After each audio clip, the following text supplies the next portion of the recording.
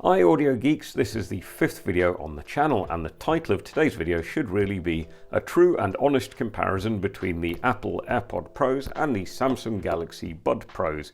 But hey, that's not very catchy, is it? Hence, Battle of the Buds, fight, fight, fight.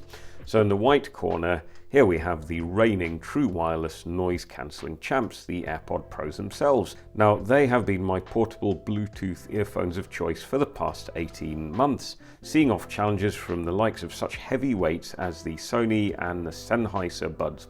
But there's a new young gunslinger in town, and here in the black corner are the Samsung Galaxy Buds Pros, from here on in known as the Buds. So let's pit these two against each other to see which one comes out on top overall. And believe me folks, there is a narrow winner here.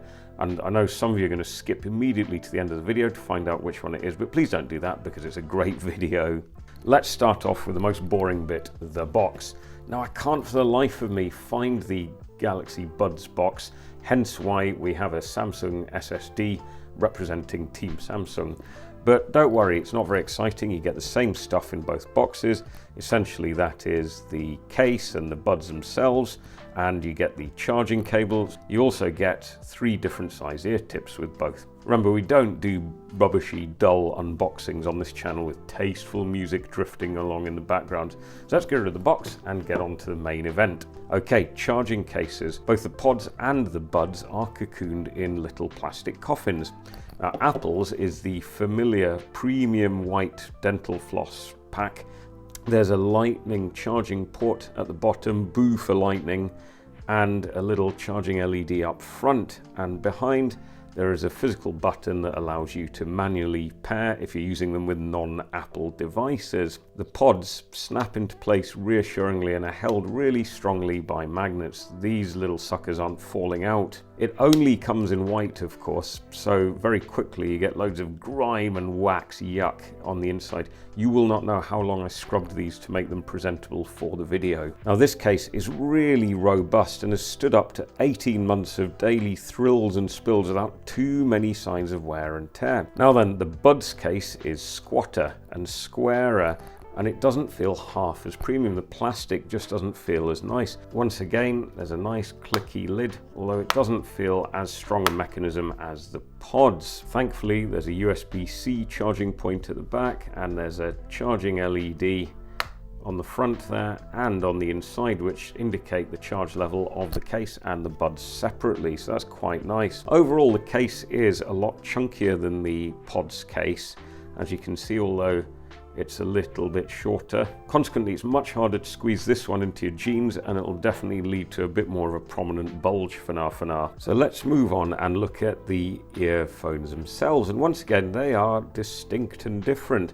Both are plastic and extremely light, but the pods retain their iconic little stalk which juts out of your ears, whilst the buds go for a slightly chunkier body, but nothing dangles down, as it were. Both come with silicone ear tips which are very easy to pop on and off, and they both are vented, which means that you don't get that horrible pressure feeling in your ears, and they both feature an array of microphones, but we'll get onto those. Now, which one fits you best is going to be a personal thing. I find them both really comfortable to wear for long periods. If I was really pushed, I'd say the pods are slightly comfier, but the buds are pretty excellent too, and they both stay in place surprisingly well, although for me anyway, they both start to work their way out when I'm running. In terms of build quality, the pods are IPX4 rated, and what that means is they can withstand some sweat from your ears, yuck again, without expiring. But the buds totally ace them because they are IPX7 certified, meaning that not only do they laugh in the face of your minging ear sweat, but they can also withstand a dunk in water for up to 30 minutes. Let's talk about the battery life. With noise cancelling on, both pods and buds will give you around 5 hours on a single charge. There are an extra approximately 3 charges roughly from the cases, and remember, both the cases do feature wireless charging as well as their respective wired connectors, but I much prefer the USB-C. I do vastly prefer the method of controlling the pods. You can execute commands just by squeezing the stalk, You can see there's a little recessed flat button here, which makes them very easy to find even when they're wedged in your ears. The controls on the buds are on the side of the buds themselves, and this makes hitting them a matter of guesswork when they're in your ears. So there are various ways of tapping them to execute various commands, and I much prefer squeezing the stalk, don't we all? Setting up the AirPod Pros is very easy if you have an Apple device. You just flip the lid and they're auto-detected and linked to all other devices on your iCloud account straight away, which is absolutely great if you're an Apple addict. They can also be set up pretty easily on Android devices. You just have to press the little nubbin at the back here, although you'll miss features unique to iOS devices such as voice activating Siri, but why would you want to do that? Seamless switching, of course, between Apple devices, spatial audio, which is a bit of a gimmick, and also you won't be able to update the firmware. Now, the buds in turn play nicest, obviously, with Samsung devices, with which they pair very, very easily. But actually, if you download the Samsung software on any Android phone, like my trusty Google Pixel 4a here, you get full control of the functionality. Unfortunately, iOS isn't supported by this app yet, which means you get very limited functionality if you're using the Buds Pro with an Apple device. Now look, I understand the concept of mobile ecosystems, and both companies are trying to use these earphones as gateway drugs to tie you into their more expensive products. But I wish that they'd just kiss and make up and offer the same software experience on Android and iOS, which would allow users of both types of devices to enjoy their, remember, quite expensive new wireless earbuds to their maximum potential. Wouldn't that be nice, as the Beach Boys almost said? But okay, we're getting to the meat of it now. How do these things sound? I'll start with the disclaimer that these are, of course, both wireless Bluetooth earphones, and things definitely don't sound as good as on any wired earphones costing the same or even less money. So let's look at the pods first.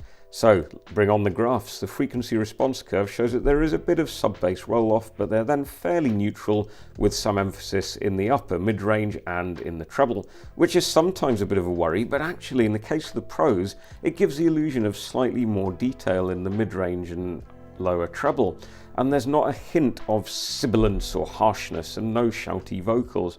The sound is perhaps towards the thin side of neutral, and for example, fuzzy electric guitars can sometimes sound a little bit anemic, but overall the sound is really, really good. It's really pleasant and well suited to most genre of music. There is no way to equalize these in stock iOS software to allow you to add a bit more bass oomph, but overall I really like the way these sound, and hence why I've been using them as my on-the-go earbuds of choice for ages. The soundstage isn't great with these though. It's quite narrow, and although the imaging and separation are okay, they really do kind of fall short at this price point. So how do the buds fare then? Well, I can sum it up really easily. I love the sound of these things. So once again, let's get those graphs up, and immediately you'll see that the buds have a slight lift in the low bass region, which props the bottom end up rather nicely, although it's definitely quite well controlled and the bass certainly doesn't bleed jarringly into the mid-range. The rest of the frequency response curve is actually a little bit more neutral than the pods until you get into the very higher reaches of the treble. The mid-range here once again has real body, probably benefiting from the additional weight of the bass, and the treble just sparkles away nicely and tastefully. I really do love the frequency response here. It's neutral with a hint of warmth, and overall these sound really lively and definitely more involving than the pods.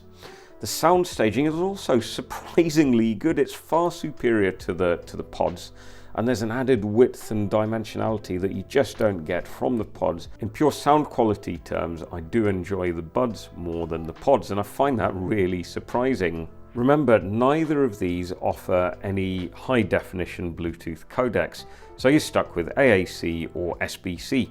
Although if you're using a Samsung device, the buds can take advantage of Samsung's proprietary scalable Bluetooth codec, but there's no LDAC or aptX HD goodness here. Right, in terms of noise cancellation then, both do a jolly decent job, and if I had to pick a winner, it would be the buds by a narrow margin. They're really, really good at cutting out the persistent low frequency drones like engines and traffic hubbub, The AirPod Pros are also really excellent, and where they absolutely trounce the buds is in terms of the transparency mode. As far as the mic quality goes, they're both brilliant. I've made calls with both of them, and I would say, again, just at a pinch, the Samsung sounds better than the Apple. And again, I found that really surprising. Even with an iPhone, the Samsung sounds better. Finally, and most importantly, we come to price. And here is where there's another big difference. So unsurprisingly, with Apple being Apple, the pods are more expensive at list price, £249 here in the UK from Apple. The buds are listed at £219.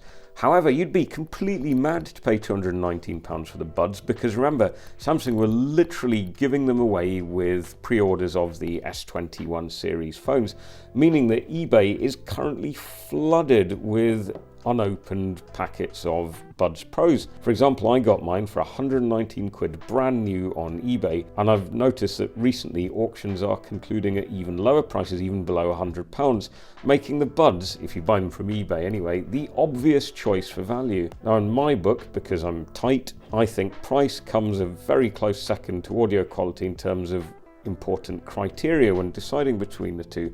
So it makes the Buds Pro my new top recommendation for true wireless, noise cancelling Bluetooth earbuds. I would recommend them even if you own an Apple device, but just be aware that you won't get all the features that you will with an Android device. If you've got any Android device, not just a Samsung, it's an absolute no-brainer. Pods are still excellent. I absolutely love them, and I think overall they do feel more premium and they're a touch more comfortable, and I love the control mechanism.